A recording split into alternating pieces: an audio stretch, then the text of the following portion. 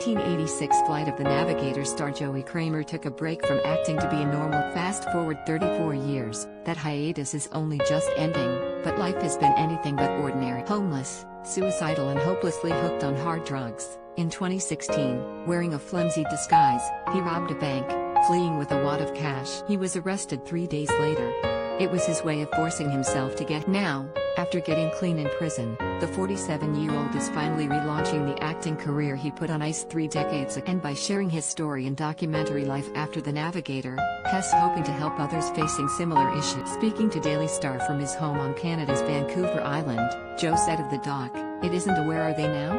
Reality TV, glam drama, it's what really happened." Joe, an only child to a single mom, began acting at a young age, appearing in plays and TV commercials with Vancouver, a Hollywood North, nearby, the big screen beckoned.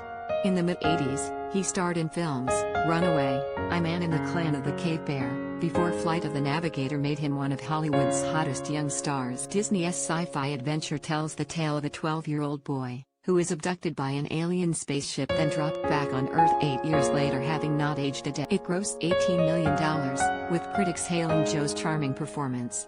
"It was pretty incredible," said Joe. "The spaceship and imagination, the script was really amazing. You never can tell how successful something is. I was just doing my job and having fun with it. But it wasn't all fun as Joe had to spend months away from home. I got into acting for fun, I loved it and it came naturally to me," he said. "But I got pretty lonely." On Navigator there weren't many other kids in the film, so mostly it was just. It wasn't until after the movie, when Joe was back at home and offers were flooding in, that he felt overwhelmed. He made one more film, Stone Fox, before taking a break. "I just wanted to be a normal kid again, have fun, skateboard and all that stuff," he said. "But once I went back to school, I didn't quite fit in anywhere. I was teased because I was the movie star kid, so I fitted in where I could. And it's easy to fit in with the misfits who smoke and drink and smoke weed, so that's what I gravitated toward. I got into cocaine at a really young age, 14 or 15. By 18, Joe had been taught how to turn cocaine into crack and was smoking it. Rehab was required." He said, "I look back and go, what were you thinking? But as a kid it just didn't register that doing these harder drugs was that much worse than smoking weed. By the time I realized, it was too late. I was a mess." At 20, Joe moved to Mexico he quit drugs and stayed clean for 10 years, doing different jobs. Then in his early 30s he fell off the wagon, hard. He said, "I was at a party and people were doing lines. I thought, maybe I can just." The thing with addiction and trauma is that if we don't address the issue, it just stays there underneath, percolating, and at some point it's going. When I did those lines, it felt like this tidal wave of emotion and guilt and shame, things I hadn't addressed when I was young. Then all of a sudden I was doing drugs to feel numb. That's when things get really. For Joe, the timeline of events becomes fuzzy. A stint in rehab in 2005, then a first arrest in 2007, for possession of drugs for the purpose of trafficking. In 2011, Joe's girlfriend introduced him to heroin. Things went downhill. He said, "Before I knew it, I was wired. I didn't even enjoy it, I was just doing it to numb myself." The birth of Joe's daughter in 2014 was the impetus he needed to get clean, but being in a bad, abusive relationship made it hard. When he was told his daughter was going to be adopted, he hit self-destruct. "I thought I had no recourse, so I really went off the rails." By 2016, Joe was living on the streets and shoplifting to feed him. Suicide was a recurring thought.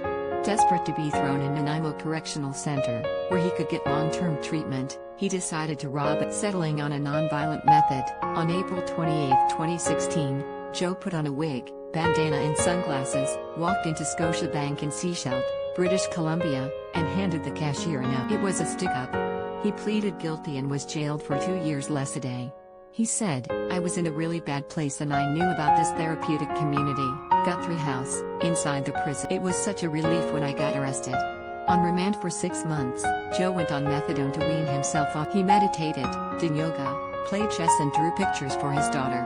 When he got to Guthrie, after 11 months he was released to its sister program outside prison, before moving into a third-stage house. Having taken a criminology course in jail, since getting out has completed his high school diploma equivalence. Best of all, has reconnected with his daughter.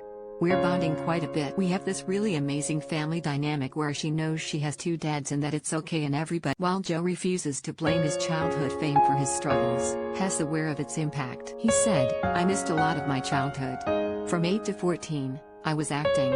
Those are fundamental years for growing into an adult, learning how to have in film it's all imaginary. I realized, I just started playing the part for people, for a girlfriend, teacher, counselor, I felt like I didn't have an identity for most of my life. I had no idea who I was underneath, but I've come out the other side and I embrace who I am now.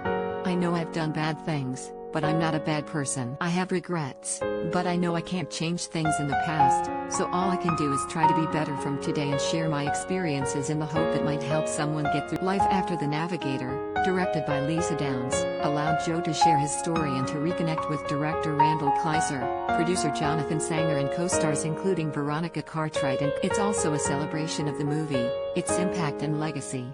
He said, "Every time I share it reminds me that the past doesn't control my life anymore, that the past doesn't define me and that the memories of me don't define." That last one super important because it's easy to focus on what's happened and who we've been in the past so much that it defines who we are in the present. Once I learned to let go of who was in the past, I became a totally different person. Now, Joe is fully focused on the present, his future and acting again.